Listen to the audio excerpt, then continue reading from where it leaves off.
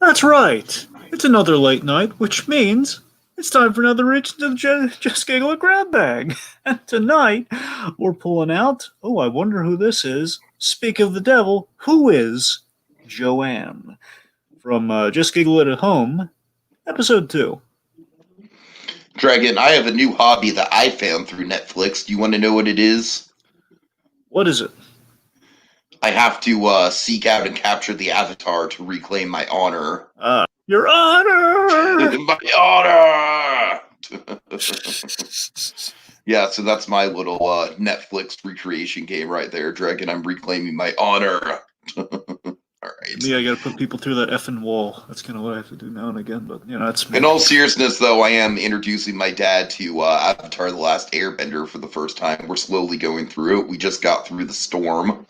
And I'm kind of experiencing what you experience, where it's just like, no, come on, you just got to get to book 2. You just got to get to book 2. I mean, he likes it so far, but I know once he gets to book 2, he's going to get just enraptured with it. Anyways, so let's hear to talk Just Giggle It, of course. This is Just Giggle It at Home, number 2 that we're still on right now. And folks, they're up to 4, and they're going to be up to 5 soon. So we've got grab bags for weeks. That we do. We have approximately 1 left in the 2 chamber, again, unless anyone has any very persistent request. I will say this: the last one is specifically chosen because it ties into kind of a little bit of a thing that we're doing that is kind of JGI adjacent. So just a little tease there for what the last of the episode 2 grab bag is. Okay. Yeah, episode 5 coming next week. Excited about that. Yeah, July 6th. Yeah. Oh, yeah. All right. So this is, of course, a collaboration between the man of many hats, Mr. Joshua Thomas, and rising star, Miss Jenny Tran. Yeah, this is actually all Tran, man. This is a Tran special. This is well, I say collaboration because because it's on screen, but yeah. No, again, there's a collaboration of performance. What I'm just saying is, Jenny Tran, man, she's writing, directing, editing this whole thing. So again, for sure. Yeah. So yeah, basically, this is kind of commenting on kind of the reality TV craze mixed with kind of the quarantine binge, as it were, kind of a meeting of the two again via Netflix. Netflix definitely being kind of the unifying theme. Speaking of Netflix, a little fun fact: I had a fun story this week. Well, I guess last week, building to the point being, I was rewatching through Space Force, the new Steve Carell show, the one that him and Greg Daniels worked on. And I heard that Jenny Tran has a small cameo in Space Force, and when I was rewatching it, I swear to God, I wasn't really actively looking for it. I mean, it's in the back of my mind, I guess. It's like, oh my God, there she is! She is in episode 3 at like the 16-minute mark. If anyone's interested, little Jenny Tran cameo, like, oh my God, there she is! Nice. All right. Okay, so that said, yeah, let's just jump right into it. Okay, so of course we start with the most adorably malaise Jenny Tran that we've ever seen, Dragon. Just the full bodysuit pajamas. You have kind of the flannel, kind of like they're not feety pajamas, but almost like a flannel job, like probably like little like buttons in the back or something. Like she's like circling around that. Anyway, so we have kind of the roommate duo of Craig and Joann, of course, played by Joshua Thomas and Jenny Tran. Joann, of course, she's in that reality TV kind of snack stupor, or again, malaise, as you put it. Currently watching Love is Blind, which is going to come back later in the episode. Again, the point is she's binging Netflix reality shows. That's the main thing. Not just your average reality show. We get Netflix reality shows. Extra crazy, Dragon. Extra crazy. Oh yeah, extra help. This ain't your grandparents' CBS reality show. Oh no, I'm afraid not. So also, I believe we are. I want to say we're in Joshua Thomas's apartment in shooting this. I believe. Mm-hmm. Of course, Jenny here. She's definitely the MVP of the whole thing. I think we can agree with that. I think Jenny, she's killing it this sketch. As again, she's been really. But I feel like Joshua Thomas is kind of like he's kind of in the generous scene partner role. He's kind of like letting her have the spotlight and letting her take over in a good way. They're supporting each other. Well, certainly, he's very being a much good the scene straight man. partner, because if he's trying to match her crazy, then the whole thing torpedoes, because then it'd just be like, two crazy people, why am I watching this? What am I, in a loony Sure, bin? sure. So obviously, you need kind of the straight man comedian sort of thing. In this case, she really feels like she's channeling in a lot of this, especially the first part of the first act, if you will, of our three-parter. She's channeling her inner Lucille Ball in the modern era. Like, what would Lucy Ricardo be doing Oh these God. days if she were told she can't leave Yeah, the house? she Well, would be binging Netflix. and Yep. eating a lot of chocolate, but that's anyway. Yep. Chocolate or bacon, giant comedically oversized loaves of bread. I don't know. Anyway, so Oh God, but no, Lucille Ball, I could see being a spokesperson for Netflix. Except she'd be a spokesperson for Hulu because I Love Lucy is on Hulu, not Netflix. But I digress. yeah, fair point. Point being, she'd I definitely only be a know this because streaming I watched advocate. through I Love Lucy recently. Oh, you did.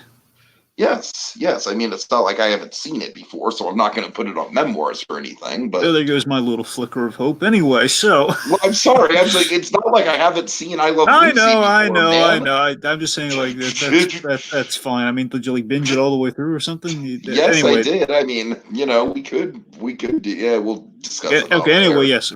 Moving on. So, okay, so Craig is leaving for a couple days. He kind of notes that she is still, emphasis on the still, watching TV. Again, Joann here, she's all curled up, basically as we kind of see before us here. She's curled up very comedically on a funny chair. These funny chairs that aren't really chairs. They're like these kind of these trampoline like cots or something, like these I know they're circular. weird. Yeah. I had to sit in one of those once, and it's like I don't know what the appeal of this thing is. It's just Oh stupid. God. It's like what is this?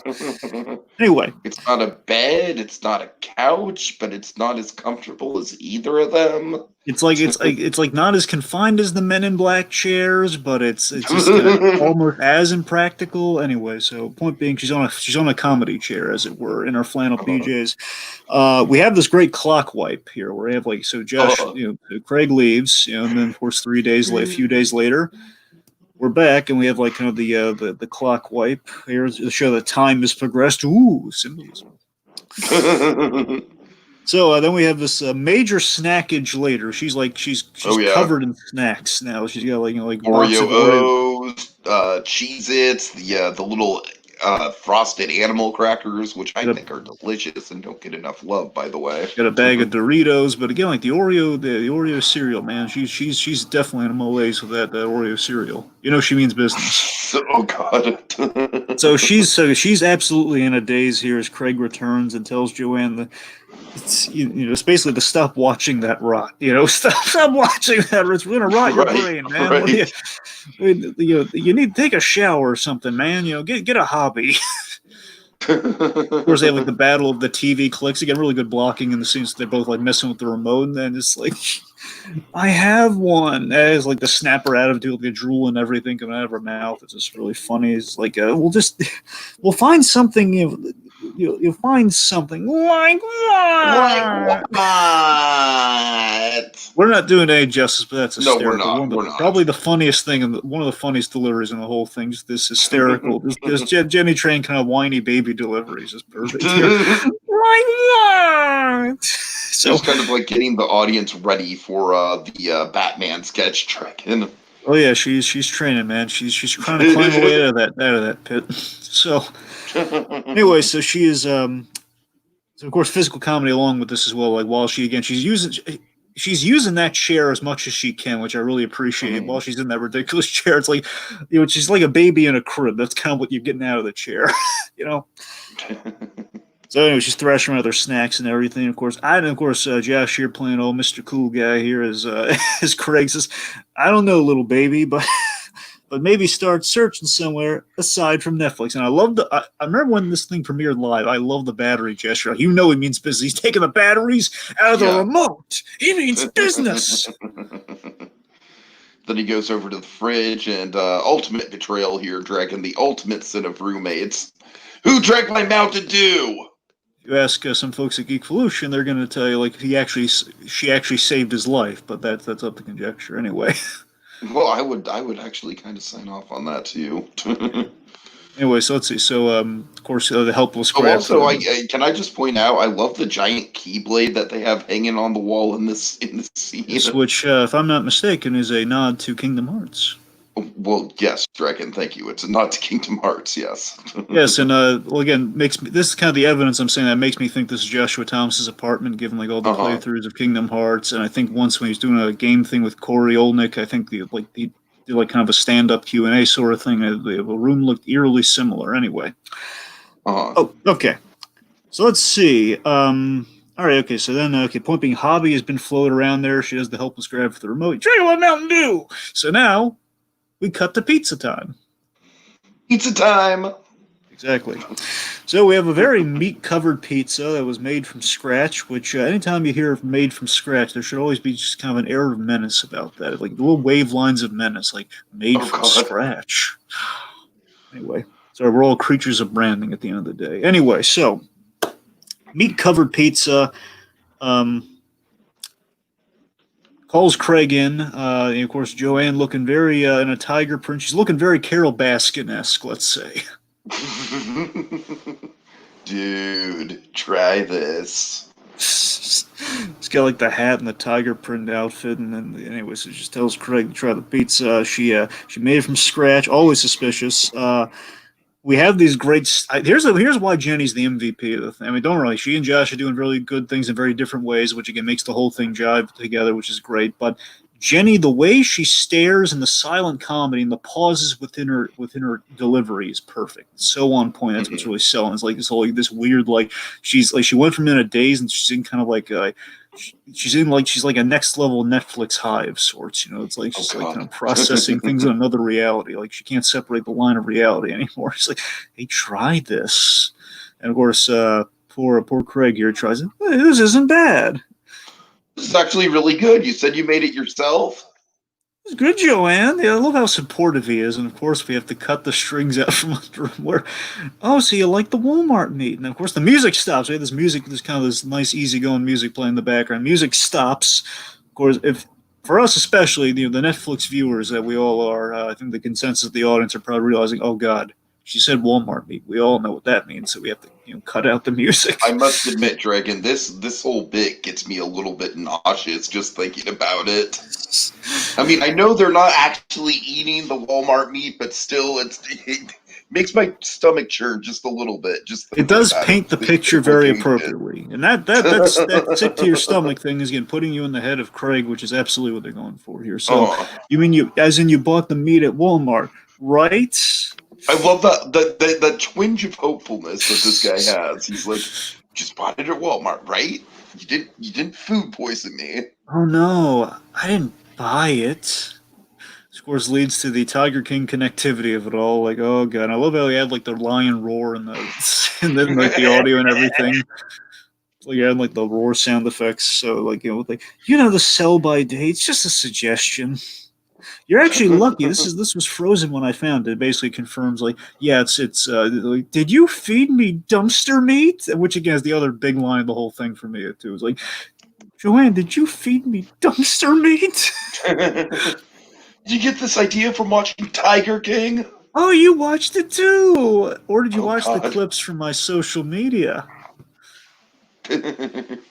Or it's like, yeah, it's dumpster meat. And then he runs away and just retches and like, oh god, it sounds horrific. And that's their point to the whole food sells to food poisoning. We're like, oh god, the instant he only ate like one slice too, and I know. That fast. Like, oh god, that was rank dumpster meat, man.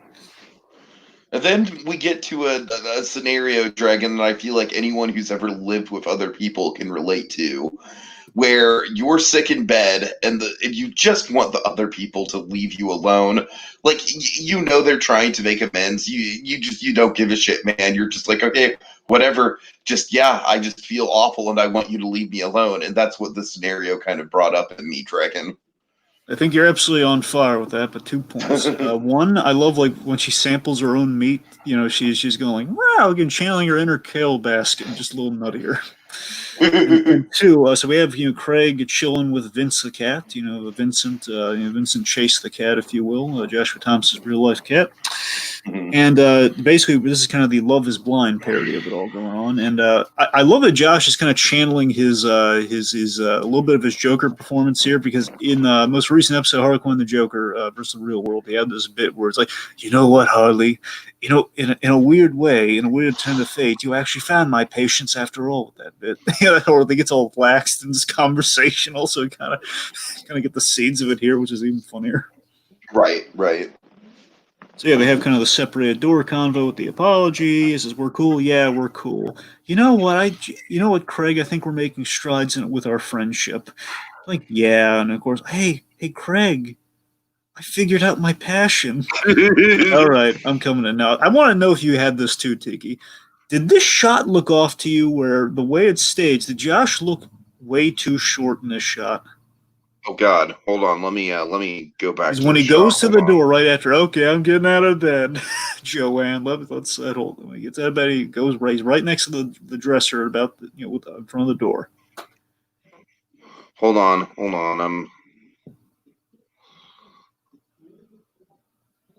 Oh my God, yeah, that is weird. See, here's the thing. I'm convinced. Well, it might just be a big dresser, but the thing is, it's like Right. the bottom of his legs are cut off, and I think like the shot, like there's like it's only however they're getting the shot, it's like too high. The camera's too high.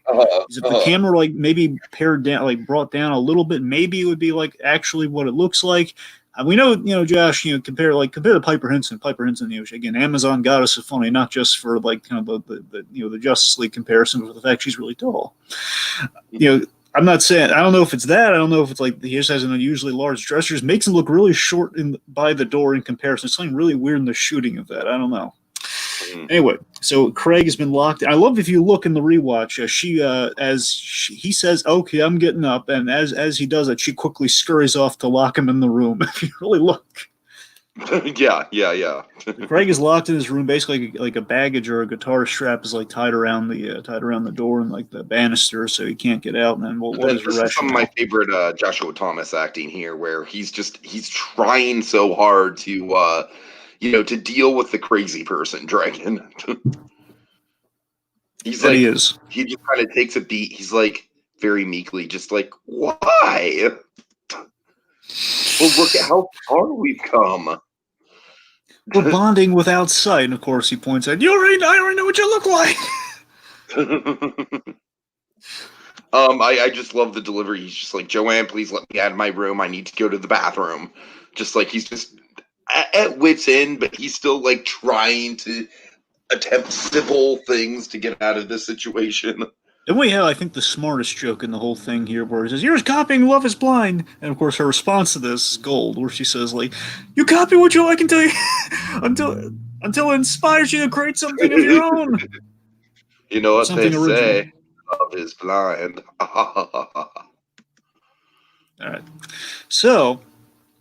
Craig then returns from home one day to a hot set, and he opens the door. I just love the exasperation. He's just like, what now?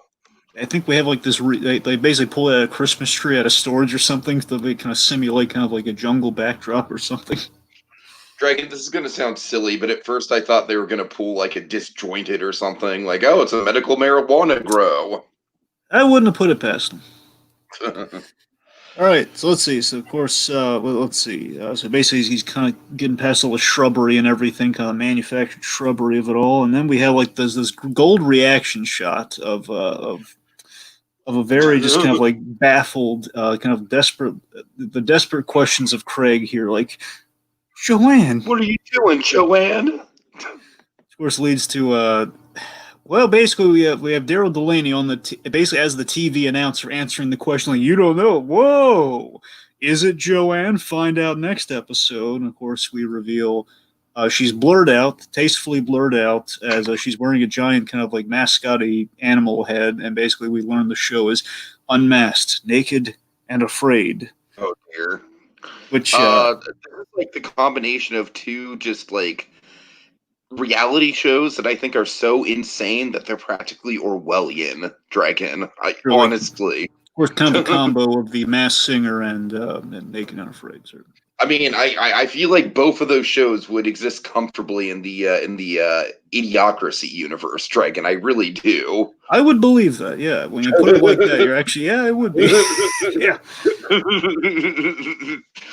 So also, I got to point out too, it's kind of a running theme in JGI at home. There's like recently there's been a couple instances of JGI members dropping trow in these, in these. I'm pointing it out. It's a little weird. It's just think about it. The last 3 episodes have had like a dropping trow moment. Well, you know, as long as it's tastefully blurred, Dragon. Well, you're right. It is tastefully blurred. I'm just saying that it's kind of like the old principles of comedy. It's like, the clown drop your pants funny, literally. So.